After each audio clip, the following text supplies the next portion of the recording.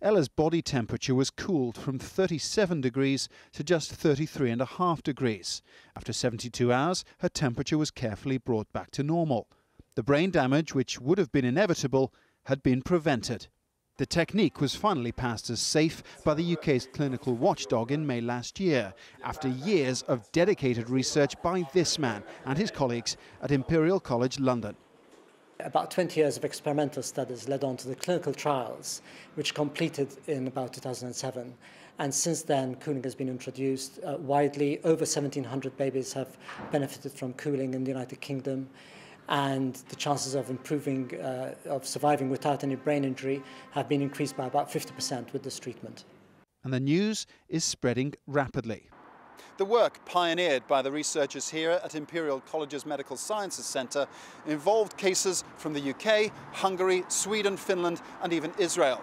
But the benefits are now being felt worldwide, as far afield as America and Australia. Inevitably, more research is always needed. The UK remains the only country with a national register of babies treated this way. Keeping track of the future development of children like Ella Claxton will be crucial in further understanding the brain's ability to heal. Paul Brennan, Al Jazeera, London. Extraordinary story. Well, quick reminder that you can keep up to date with all the news online at our website, aljazeera.net/English is the address. No surprises there. Muammar Gaddafi, the top story there. Libya, heading the headlines.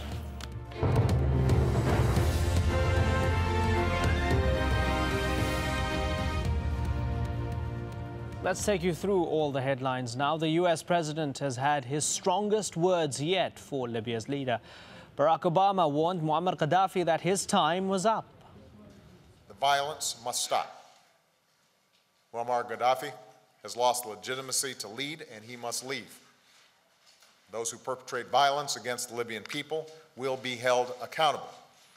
And the aspirations of the Libyan people for freedom, democracy, and dignity must be met. Muammar Gaddafi and his allies in Libya have also been warned they risk becoming war crime suspects. The International Criminal Court has announced a full investigation into alleged human rights violations in Libya.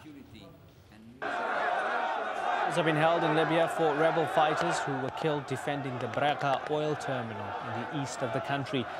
Anti-Gaddafi groups say they've now cleared the area of government forces. Tens of thousands of foreign nationals are still said to be trying to flee Libya. The UN says refugee camps on Libya's border crossings have reached what they call a crisis point. To Tunisia now, where the interim president has called for legislative elections to be held in July. Fouad Mbaza says the vote will elect representatives for a constitutional committee tasked with writing a new constitution.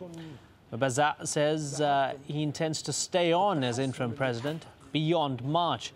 Well, under Tunisia's constitution, his term should end on March the 15th.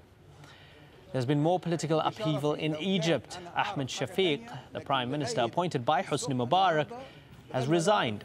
He'll be replaced by former Transport Minister Issam Sharaf, who won praise for trying to introduce a new nationwide transport system. Security forces in Côte d'Ivoire have killed 6 women at a rally in support of opposition leader Alassane Ouattara. More than 200,000 people have fled Abidjan after days of clashes between protesters and incumbent President Laurent Gbagbo's supporters. Lawyers for WikiLeaks founder Julian Assange have lodged an appeal against his extradition to Sweden. He's wanted for questioning about alleged sexual assaults. Assange will remain on bail in the UK. The Australian maintains sexual relations with 2 women were consensual. 101 East is up next. Do stay with us, don't go away. Homes have crumbled and many buildings have been left just empty shells. Tensions are high. Riot police trying to control thousands of Greek protesters on the streets of Athens. A British court has approved the go-ahead for WikiLeaks founder Julian Assange to be extradited. Gaddafi is waging a war against the Libyan people. They are killing civilians mercilessly. They're using ammunition, live ammunition.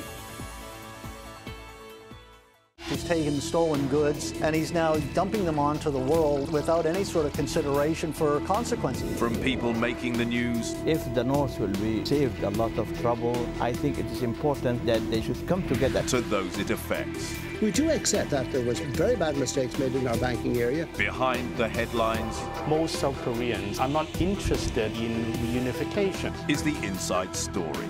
At this time on Al Jazeera.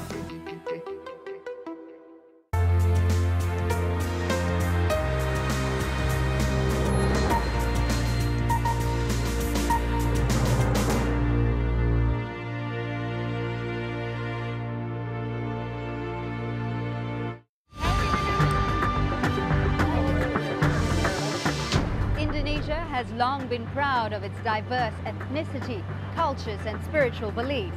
But recent attacks against minority groups like the Ahmadiyya sect and on Christian churches have many claiming that religious intolerance is on the rise here. I'm Fauzia Ibrahim.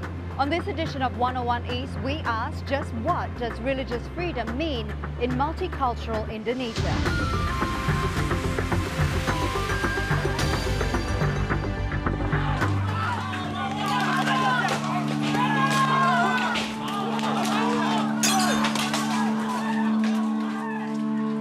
Outnumbered, police stand by as a mob attacks homes in Banten, West Java, Indonesia. They belong to Ahmadiyya, a sect who say they are Muslims, but who believe their founder was the final prophet rather than Muhammad. It's a belief that's deeply offensive to the vast majority of Indonesia's 209 million Muslims. But this amateur video showing the crowd stripping 3 Ahmadiyya men naked, stoning and beating them to death has shocked the nation. It is too gruesome to show here.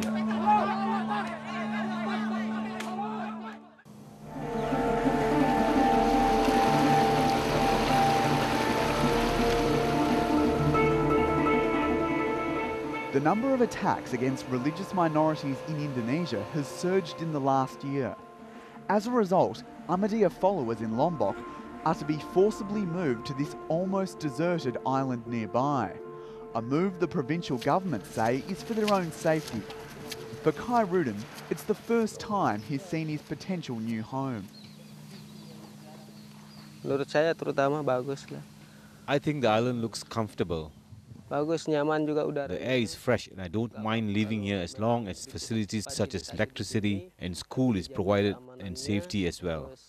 I'm excited. Misalnya Bupati, ini ada sudah di ACC, sudah disetujui. Every moment is recorded for 200 SEC members back home. Misalnya sarana perumahan juga sama dengan warga Ahmadiyya. The island's sole resident, whose job is to guard the palm trees, tells them on camera he's not happy with Ahmadiyya moving here. But these men have no home. In 2006, they were forced to abandon this village in Lombok when a neighbouring community forced them out. When some Ahmadiyya members tried to return late last year, their houses were looted. The movement's regional head says such incidents are rarely investigated. Authorities haven't arrested any perpetrators of the